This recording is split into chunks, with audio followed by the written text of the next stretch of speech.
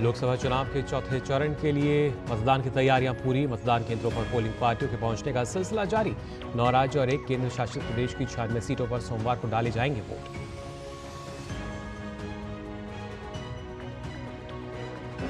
प्रधानमंत्री नरेंद्र मोदी ने पश्चिम बंगाल में किया धुआंधार प्रचार। हावड़ा, आरामबाग, बैराकपुर और हुगली में चुनावी रैलियों को किया संबोधित। जनता को सीएए और आरक्षण समेत दी 5 गारंटियां। वोट बैंक की राजनीति को लेकर कांग्रेस टीएमसी पर जमकर साधा निशाना।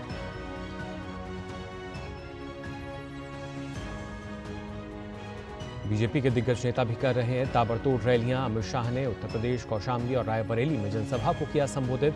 पूछा, गांधी परिवार को सालों से वोट देने के बावजूद रायबरेली की जनता को क्या मिला। उत्तर प्रदेश के मुख्यमंत्री योगी आदित्यनाथ ने सीतापुर में की चुनावी रैली।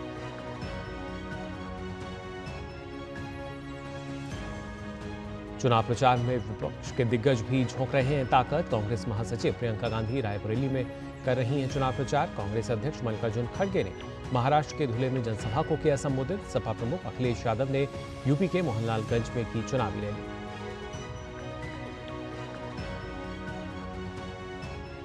और आईपीएल में आज के पहले मुकाबले में राजस्थान रॉयल्स ने चेन्नई सुपर किंग्स के सामने रखा 142 रन का लक्ष्य। दूसरे मैच में रॉयल चैलेंजर्स बेंगलुरु और दिल्ली कैपिटल्स होंगे आमने सामने।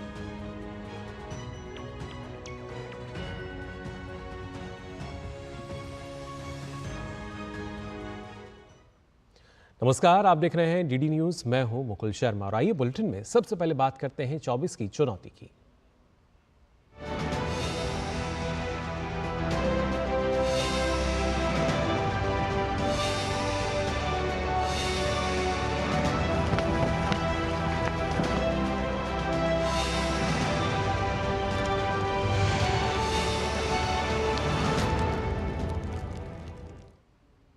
लोकसभा चुनाव के चौथे चरण में 9 राज्यों और 1 केंद्र शासित प्रदेश की 96 सीटों पर कल होने वाले मतदान के लिए तैयारियां पूरी हो चुकी हैं।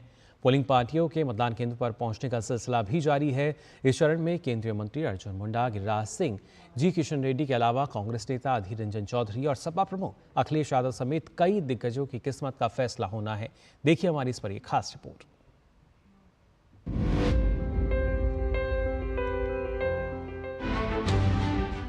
7 चरणों में हो रहे लोकतंत्र के महापर्व में चौथे चरण के लिए मतदान की तैयारियां पूरी हो चुकी हैं। प्रचार का शोर थमने के बाद अब उम्मीदवार घर घर जाकर लोगों से संपर्क साध रहे हैं। चौथे चरण के प्रचार की बात करें तो सत्ता पक्ष और विपक्ष के बीच भ्रष्टाचार, रोजगार, अल्पसंख्यक तुष्टीकरण, मुस्लिम आरक्षण, विकसित भारत और राष्ट्रीय सुरक्षा समेत कई मुद्दों पर बयानों के तीर चले। वहीं सैम पित्रोदा की रंगभेदी और नस्लीय टिप्पणी और पाकिस्तान पर कांग्रेसी दिग्गज मणिशंकर अय्यर के वायरल वीडियो ने कांग्रेस को बैकफुट पर ला दिया। इस चरण में 9 राज्य और 1 केंद्र शासित प्रदेश की 96 सीटों पर मतदान होना है, जिसके लिए 1717 उम्मीदवार चुनाव मैदान में हैं। 13 मई को जिन 96 सीटों पर मतदान होना है, उनमें आंध्र प्रदेश की सभी 25 लोकसभा सीटें शामिल हैं। वहीं तेलंगाना की सभी 17 लोकसभा सीटों पर भी इसी चरण में मतदान होना है। उत्तर प्रदेश की 13 सीट, महाराष्ट्र की 11 सीट, पश्चिम बंगाल और मध्य प्रदेश की 8 सीट, बिहार की 5 सीट, ओडिशा और झारखंड की 4 सीट और जम्मू कश्मीर की श्रीनगर सीट पर भी 13 मई को वोट डाले जाएंगे। चौथे चरण की 96 सीटों में 20 अनुसूचित जाति और 12 अनुसूचित जनजाति के लिए सुरक्षित हैं। चौथे चरण में कई केंद्रीय मंत्री, पूर्व मुख्यमंत्री और विपक्ष के दिग्गज नेता चुनावी मैदान में किस्मत आजमा रहे हैं। केंद्रीय मंत्रियों में खूंटी से अर्जुन मुंडा, बेगूसराय से गिरिराज सिंह, उजियारपुर से नित्यानंद राय, खीरी सीट से अजय मिश्र टेनी, सिकंदराबाद से जी किशन रेड्डी जैसे दिग्गज शामिल हैं। वहीं मुंगेर से जेडीयू के राजीव रंजन सिंह, वर्धमान दुर्गापुर से बीजेपी के दिलीप घोष, आसनसोल से एसएस अहलूवालिया, बीट सीट से पंकजा मुंडे, हैदराबाद से माधवी लता, करीमनगर से बंडी संजय कुमार और आंध्र प्रदेश के राजामुंदरी से प्रदेश बीजेपी अध्यक्ष डी पुरंदेश्वरी भी चुनाव मैदान में हैं। चौथे चरण में उतरे विपक्षी दिग्गजों में बहरामपुर से कांग्रेस के अधीर रंजन चौधरी, कन्नौज से सपा प्रमुख अखिलेश यादव, आसनसोल से अभिनेता और टीएमसी नेता शत्रुघ्न सिन्हा, कृष्णानगर से टीएमसी नेता महुआ मोइत्रा, हैदराबाद से एआईएमआईएम अध्यक्ष असदुद्दीन ओवैसी, कडप्पा सीट से आंध्र प्रदेश कांग्रेस अध्यक्ष वाईएस शर्मिला रेड्डी, नेल्लोर से वाईएसआरसीपी के वी विजयसाई रेड्डी और रतलाम से कांग्रेस के कांतिलाल भूरिया भी शामिल हैं। चौथे चरण की इन 96 सीटों पर पिछले आम चुनाव में भाजपा ने शानदार प्रदर्शन करते हुए 42 सीटों पर जीत हासिल की थी, जबकि वाईएसआरसीपी को 22, टीआरएस जो कि अब बीआरएस है उसको 9, कांग्रेस को 6, टीएमसी को 4, टीडीपी को 3 सीटें मिली थी। वहीं एआईएमआईएम, बीजेडी और शिवसेना को 2-2, जेडीयू, एलजेपी, एनसीपी और जेकेएनसी को 1-1 सीट पर जीत मिली थी। चौथे चरण की 96 सीटों पर 13 मई को मतदान के साथ ही कुल 543 सीटों में से 379 सीटों पर मतदान पूरा हो जाएगा। साथ ही आंध्र प्रदेश, तेलंगाना और मध्य प्रदेश की सभी सीटों पर मतदान संपन्न हो जाएगा। तीसरे चरण तक तमिलनाडु, राजस्थान, केरल, कर्नाटक, गुजरात और छत्तीसगढ़ जैसे प्रमुख राज्यों और असम समेत सभी पूर्वोत्तर राज्यों और गोवा में मतदान पूरा हो चुका है। 4 केंद्र शासित प्रदेशों अंडमान और निकोबार द्वीप समूह, पुडुचेरी, लक्षद्वीप, दादरा और नगर हवेली और दमन और दीव में भी मतदान पूरा हो चुका है।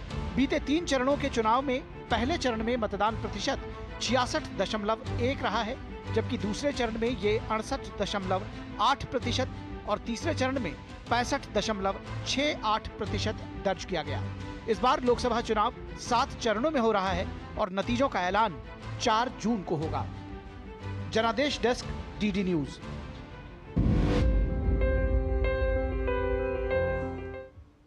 तो जाना आपने, चौथे चरण में कई ऐसे दिग्गज नेता हैं जिनकी किस्मत ईवीएम में कैद हो जाएगी। वहीं लोकसभा चुनाव के चौथे चरण में 9 राज्य और 1 केंद्र शासित प्रदेश की 96 सीटों पर कल होने वाले मतदान के लिए तैयारियां अंतिम चरण में हैं, लगभग पूरी कर ली गई हैं। चुनाव आयोग ने मतदान को लेकर अपनी तैयारियां खासतौर से अगर देखा जाए तो लगभग पूरी हो चुकी हैं। मतदान के लिए ईवीएम को भी पोलिंग बूथ पर लगातार भेजा जा रहा है। पश्चिम बंगाल के कृष्णानगर और आसनसोल से पोलिंग पार्टियों को संबंधित मतदान केंद्रों के लिए ईवीएम के साथ रवाना किया गया है। वहीं बिहार के बेगूसराय और महाराष्ट्र के जलगांव से भी ऐसी ही तस्वीरें आईं। मतदान कर्मी ईवीएम के साथ लोकतंत्र के पर्व में भागीदारी के लिए रवाना हुए। वहीं लोकसभा चुनाव के बाकी बचे 3 चरणों के लिए प्रचार चरम पर पहुंच चुका है। सभी दलों के दिग्गज प्रचार में पूरी ताकत झोंक रहे हैं। प्रधानमंत्री नरेंद्र मोदी ने पश्चिम बंगाल में एक के बाद एक 4 चुनावी रैलियों को संबोधित किया। हावड़ा की जनसभा में पीएम ने टीएमसी, कांग्रेस और लेफ्ट पर निशाना साधते हुए उन्हें बंगाल के हालात का जिम्मेदार बताया। पीएम ने कहा कि कांग्रेस का भ्रष्टाचार, परिवारवाद, तुष्टीकरण और लेफ्ट का अत्याचार और अराजकता मिला दें तब अकेली टीएमसी बनती है। पीएम ने कहा कि टीएमसी ने घोटालों को अपना फुल टाइम बिजनेस बना लिया है। पीएम ने टीएमसी पर वोट बैंक की खातिर घुसपैठियों को कब्जा दिलवाने का आरोप भी लगाया। ये भारत के लोगों को बहिरागो तो बोलते हैं, लेकिन दूसरे देशों से आए घुसपैठियों को बंगाल में कब्जा दिलवाते हैं। आप मुझे बताइए, एक घुसपैठिए बोहिरा गोतो है या नहीं है? ये बंगाल के लिए खतरा है या नहीं है? साथियों, वोट बैंक पॉलिटिक्स के लिए कांग्रेस, लेफ्ट और टीएमसी ने बंगाल की पहचान को दांव पर लगा दिया है। कई इलाकों में यहां के लोग अल्पसंख्यक हो गए हैं।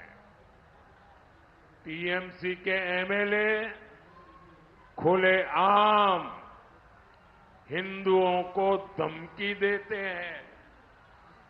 वो कहते हैं कि हाँ, हिंदू कम बचे हैं, हम हिंदुओं को भागीरथी में डुबो देंगे। पश्चिम बंगाल के हावड़ा में प्रधानमंत्री की जनसभा के दौरान लोगों का उत्साह देखते ही बन रहा था।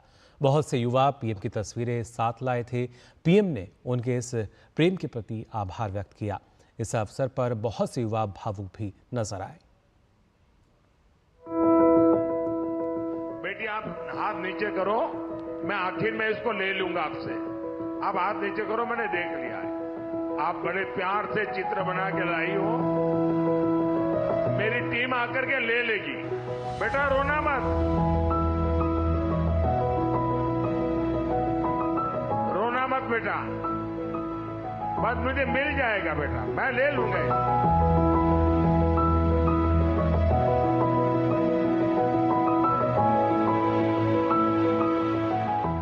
थैंक यू बेटा, थैंक यू।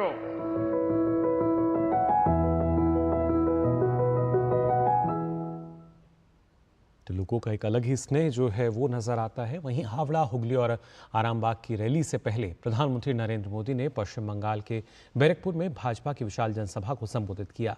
पीएम ने राज्य में सत्ताधारी टीएमसी पर तुष्टीकरण और वोट बैंक की राजनीति का आरोप लगाया। पीएम ने कांग्रेस और इंडी गठबंधन पर जमकर हमला बोला। पीएम ने कांग्रेस पर एससी, एसटी और ओबीसी का आरक्षण छीनकर मुसलमानों को देने की साजिश का आरोप लगाया। पीएम ने कहा कि इंडी गठबंधन नागरिकता संशोधन कानून को रद्द करने की बात कर रहा है। साथ ही पीएम ने ममता सरकार पर बंगाल के हिंदुओं को रामनवमी मनाने से रोकने का आरोप भी लगाया। प्रधानमंत्री ने कहा कि राज्य में हिंदुओं को दोहरे दर्जे का नागरिक बना दिया गया है। पीएम ने अपने संबोधन में 5 गारंटियां भी दी। 5 गारंटी दे रहा हूं। जब तक मोदी है, धर्म के आधार पर आरक्षण नहीं दिया जाएगा। दूसरी गारंटी,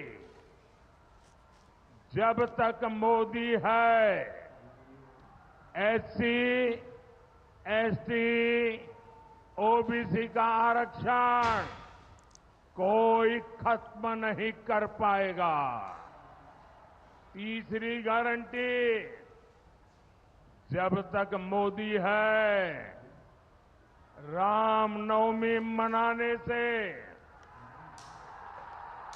भगवान राम की पूजा से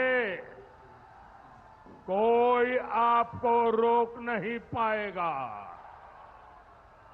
चौथी गारंटी, जब तक मोदी है, राम मंदिर पर सुप्रीम कोर्ट का जो फैसला है, उस फैसले को कोई पलट नहीं पाएगा। और 5वीं गारंटी, जब तक मोदी है, सीएए कानून को भी कोई रद्द नहीं कर पाएगा। पश्चिम बंगाल में 4 चुनावी रैलियां करने के बाद प्रधानमंत्री नरेंद्र मोदी आज शाम बिहार की राजधानी पटना में रोड शो करने वाले हैं। बीजेपी ने यहां से फिर एक बार मौजूदा सांसद रविशंकर प्रसाद को मैदान में उतारा है। विपक्ष ने यहां गठबंधन के प्रत्याशी के रूप में अंशुल अभिजीत पर दाव लगाया। अंशुल अभिजीत पूर्व लोकसभा स्पीकर मीरा कुमार के बेटे हैं।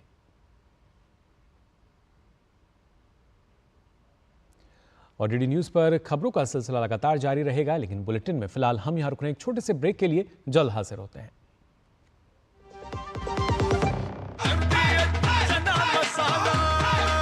अब छोलिया हो या लोबिया, सफेद चने या काले चने, सब कुछ मजेदार बने। मैं कैप्टन होता ना, ओपन कराता। अब हर कोई ओपन करेगा तो मैच कौन क्लोज करेगा? तो भाई साहब, अब कोई किसी की लाइफ में आग नहीं लगा पाएगा। समर कूल, जो हर दिल करे कबूल।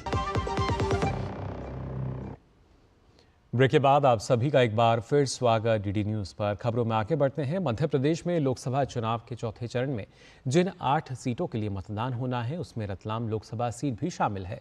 रतलामी सेब और सोने के लिए अपनी अलग पहचान रखने वाले शहर में अब मतदान को बढ़ावा देने के लिए सोने चांदी की खरीद पर भी विशेष ऑफर दिया जा रहा है। देखिए रतलाम से हमारे संवाददाता अजीत द्विवेदी की ये रिपोर्ट। मध्य प्रदेश का रतलाम शहर अपनी विशेष तरह की नमकीन, रतलामी सेव और सोने के लिए देश दुनिया में अपनी अलग पहचान रखता है। यहाँ के रतलामी सेव का स्वाद जिसकी जुबान पर चढ़ जाए वो इसे कभी नहीं भूलता। साथ ही ये शहर बहुत अच्छी क्वालिटी के सोने के लिए भी जाना जाता है। यहाँ का सोना और सेव नमकीन के दीवाने दुनिया भर में हैं। रतलाम जो है वो सेव और सोने के लिए भी पूरे देश और दुनिया में अपनी विशेष पहचान रखता है। आखिर क्या इसका कारण है और किस तरीके से यहाँ का जो गोल्ड है, जो यहाँ का सोना है, वो पूरे देश में अपनी एक अलग पहचान और अलग अपना एक महत्व रखता है। बाल मुकुंद जी पाटीदार हमारे साथ है बात करने के लिए, जो कि गोल्ड एक्सपर्ट हैं। जो सोना है रतलाम का वो काफ़ी ट्रस्टेबल है, काफ़ी प्योर होता है। हमने कभी भी इस रतलाम शहर में 92% से कम की ज्वेलरी नहीं बेची, कोई ब्रांडिंग खर्चा नहीं है। अगर हम पूरे ओवरऑल मार्केट का जो टर्नओवर है उसकी बात करें तो कितने हजार करोड़ का या कितना टर्नओवर रहता है साल भर में, अगर पूरे सराफा मार्केट की बात करें? सर इसमें तो क्या हर साल रेट का फ्लक्चुएशन के कारण एग्जैक्ट आंकड़े नहीं ले पाएंगे। इसकी प्रसिद्धि का आलम यह है कि कई नामी गिरामी कंपनियां रतलामी सेब का नाम इस्तेमाल करती हैं। आज भी यहाँ के कारीगर इस शहर की कई पीढ़ियों से इस स्वाद को बनाए हुए हैं। रतलाम देश दुनिया में अपने विशेष सेव यानी कि विशेष तरह की नमकीन के लिए भी पहचाना जाता है और यहाँ पर जो ये सेव यानी कि जो ये नमकीन बनती है इसका स्वाद अपने आप में बहुत ही अलहदा होता है और इस स्वाद के चाहने वाले देश ही नहीं दुनिया में है और यह रतलाम की पहचान भी है। कि रतलामी सेवों की खासियत ये रहती है कि दूसरे का जो नमकीन बनता है वो हार्ड बनता है, लेकिन ये खस्ता रहता है और इसमें जायके और मसाले वगैरह सब व्यवस्थित रहते हैं और काफ़ी टेस्टी लगते हैं। तो यहाँ पर जो नमकीन बनाना चालू किया हम लोगों ने राजस्थान से आके यहाँ पे चालू किया था और पहले वहाँ राजस्थान में जो बनता है वो मोठ से बनता है और ये यहाँ पर चना ज़्यादा होता है, इस क्षेत्र में चने से बनाया जाता है और इसकी यहाँ पर भौगोलिक स्थिति अच्छी है, यहाँ की आबोहवा अच्छी, इसके लिए नमकीन के लिए अच्छा रहता है, तो टेस्टी बनता है वो काफ़ी। चुनाव में मतदाताओं को प्रोत्साहित करने के लिए यहाँ के सराफा व्यापारियों ने मतदाताओं को खरीदी करने पर विशेष रियायत देने का ऐलान किया है। हमारा सराफा जो है पूरे ऑल इंडिया में प्रसिद्ध है। सोने के मामले में सोना हमारे यहाँ 92 टन मिलता है और 92 टन में क्या है कि प्योरिटी रहती है और जो हमारा जेवर है वो 92 टन बैठता है और हमारी अभी सरकार ने तो 91-60 बोला है पर हमारे आधा टन हम ज़्यादा दे रहे हैं ग्राहक को फिर भी, क्योंकि हमारी यहाँ जो बुजुर्ग लोग थे, पुराने लोग थे, उन्होंने अपनी प्रतिष्ठा को कायम रखा। व्यापारियों की मतदान को बढ़ावा देने की इस पहल का रतलाम के लोग भी खुलकर स्वागत कर रहे हैं। रतलाम सराफ एसोसिएशन ने मतदान को बढ़ावा देने के लिए जो भी व्यक्ति मतदान करके आएगा वो ब्लैक शाही को बताएगा तो उसको गोल्ड के ऊपर ½ और सिल्वर के ऊपर 1% का छूट देने का बोला है। सराफा एसोसिएशन ने ये जो किया है वो बहुत ही अच्छा सराहनीय काम है बेसिकली देखा जाए तो। रतलाम में 13 मई को मतदान होना है। ऐसे में उम्मीद की जा रही है कि भारी तादाद में वोटर घर से निकलकर अपने मत का प्रयोग करने मतदान केंद्र पहुंचेंगे। सोना और सेव यानी कि विशेष तरह की नमकीन के लिए अपनी देश और दुनिया में पहचाना जाने वाला रतलाम में 13 मई को मतदान है। कोशिश यही है कि 13 मई को ज़्यादा से ज़्यादा लोग मतदान करें और इसके लिए यहाँ पर प्रशासन के साथ साथ सामाजिक और व्यापारी संगठन भी लगातार प्रयास करते हुए दिखाई दे रहे हैं। कैमरामैन मोंटी सिंह के साथ अजीत द्विवेदी, डीडी न्यूज़, रतलाम, मध्य प्रदेश। तो इस चुनाव में अलग अलग तस्वीरें नजर आती हैं वोटर्स को लुभाने के लिए भी। वहीं सत्ता संग्राम में राजधानी दिल्ली की अगर बात करें तो यहाँ की उत्तर पूर्वी दिल्ली लोकसभा सीट जो है वो अब हॉट सीट बन चुकी है। भाजपा और कांग्रेस के बीच यहाँ मुकाबला दिलचस्प है। आरोप प्रत्यारोप के बीच पूर्वांचल और ब्राह्मण वोटरों का दबदबा इस सीट पर माना जाता है। अब देखना है कि मनोज तिवारी बनाम कन्हैया कुमार की लड़ाई में जनता किसे अपना नायक चुनती है। देखते हैं धीरज कुमार की इस खास रिपोर्ट में।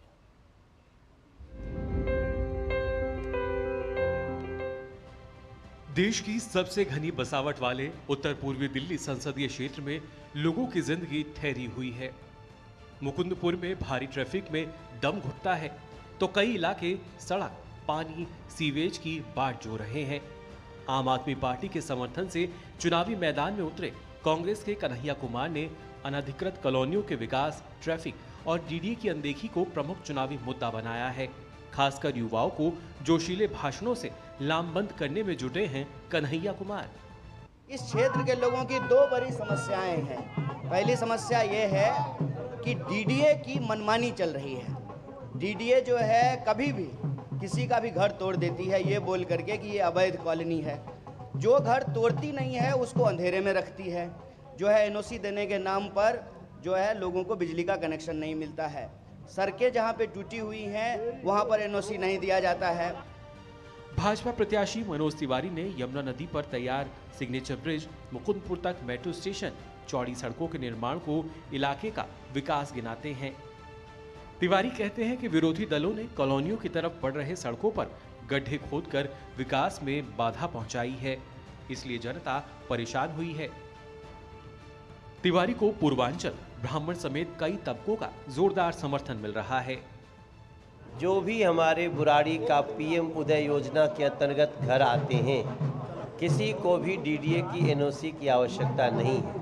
जो यहाँ की बिजली कंपनी है वो आम आदमी पार्टी के अंतर्गत है, उसकी अभी बहुत डांट पड़ी है और अब सभी लोग जिसको भी मीटर चाहिए होता है वो अप्लाई करें, उनको मीटर मिलने लगा है। जो लोग नई कॉलोनी काट रहे हैं उस पे अभी एनओसी की आवश्यकता है। मुकाबला कांटे का है। 2019 के लोकसभा चुनाव में 54% मतदान लेकर जीते मनोज तिवारी का कांग्रेस और आप गठबंधन से मुकाबला है। कांग्रेस और आप ने एकजुटता दिखाई तो दंगल और भी रोचक बन सकता है। यहाँ पे डीडीए वाला एनओसी का जो मुद्दा है वो बिजली यहाँ पे मिल नहीं रहा है, और एक नया अभी जो लेटेस्ट हो गया था कि कॉलोनी में, किसी भी कॉलोनी में यहाँ पे डीडीए ने एनओसी देने के बाद ही लगता है मीटर, वो एक बहुत बड़ी समस्या है। कन्हैया कुमार का जो अपना व्यक्तित्व है उस पे जो इनका फॉलोअर है वो कन्हैया कुमार को ही नहीं मालूम है कि कितना है। मैं समझता हूँ कि पूरे उत्तर पूर्वी लोकसभा में 2-2.5 लाख जो मतदाता हैं वो सीधा कन्हैया से प्रभावित है। तो यहाँ पे मुझे लगता है कि मनोज तिवारी जी कई लाख वोट से जीतने जा रहे हैं, और मनोज तिवारी जी ने व्यक्तिगत रूप से भी लोगों की मदद की और क्षेत्र में भी मदद की है लोगों की, बहुत काम किया उन्होंने। ऊंट किस करवट बैठेगा अंदाजा लगाना मुश्किल है, लेकिन इतना तय है कि इस बार बीजेपी को कांग्रेस से वॉकओवर नहीं मिलने वाला है।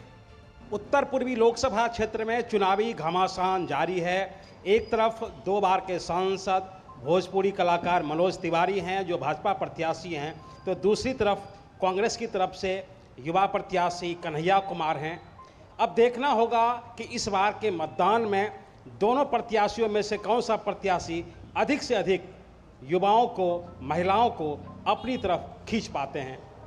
कैमरामैन कुमार दत्ता के साथ धीरज कुमार, डेली न्यूज़, बुराड़ी।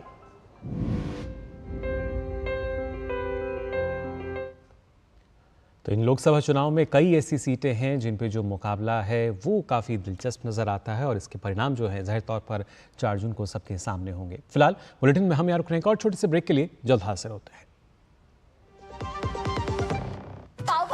पाव भाजी को फेवरेट बनाता है एमडीएच पाव भाजी मसाला। एमडीएच पाव भाजी मसाला। एमडीएच बनाए पाव भाजी लाजवाब।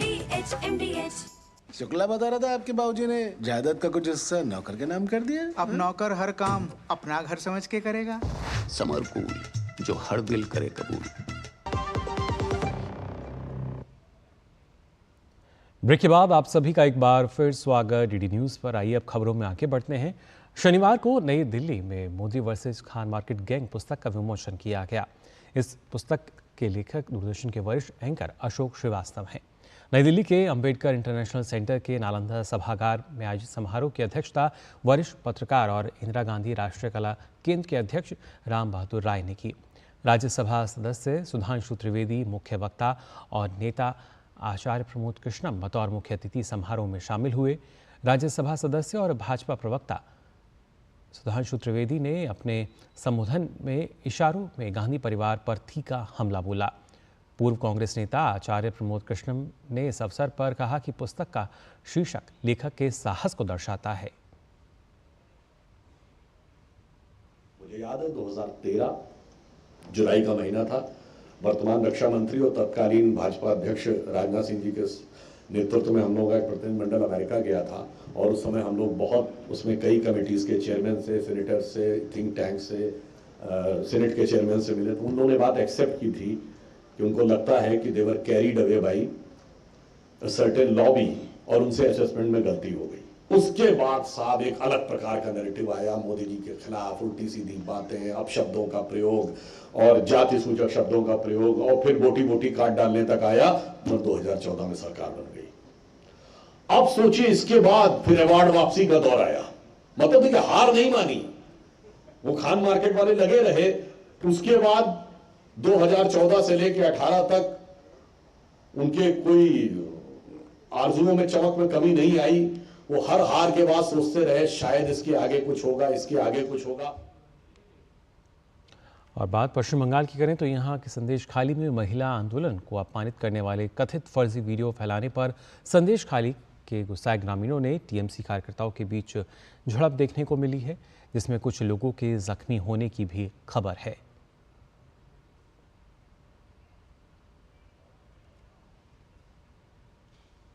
तो फिलहाल के लिए इस बुलेटिन में बस इतना ही, लेकिन देश और दुनिया की तमाम खबरों के लिए आप देखते रहिए डीडी न्यूज़। मुझे दीजिए अनुमति, नमस्कार।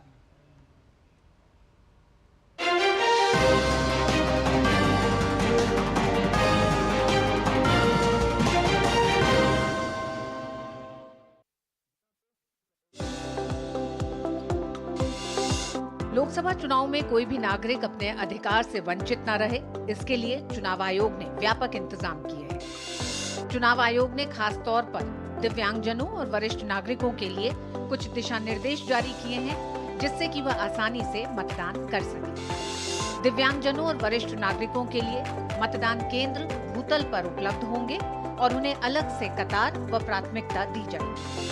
मतदान केंद्र में रैंप और व्हीलचेयर की सुविधा उपलब्ध होगी। मतदान केंद्रों में सहायता के लिए स्वयं सेवक भी उपस्थित रहेंगे। मतदान केंद्रों में प्रवेश द्वार से मतदान कक्ष तक समतल रास्ते व साइनेज बोर्ड लगाए जाएंगे। मतदान पहचान पत्र, एपिक और मतपत्र की कॉपी ब्रेल में उपलब्ध होगी। सुविधाजनक उभरे हुए ब्रेल निशान वाली ईवीएम की सुविधा होगी। जिन व्यक्तियों को कम दिखता है उनके लिए आवर्धक लेंस या पत्र उपलब्ध होंगे। 85 साल से अधिक उम्र के लोगों और 40% से ज्यादा दिव्यांगता वाले व्यक्तियों को घर से मतदान की सुविधा होगी। इस सुविधा को पाने के लिए मतपत्र का फॉर्म 12D भरना होगा। इसे पूरी तरह गोपनीय रखा जाएगा। डीडी न्यूज़ द्वारा जनहित में जारी। उत्तर से दक्षिण तक, पूर्व से पश्चिम तक, देश हो या दुनिया की खबर है तो पड़ताल जरूरी है। देखिए हमारे साथ मेरे पीछे भारत की सबसे एजेंडा भारत का।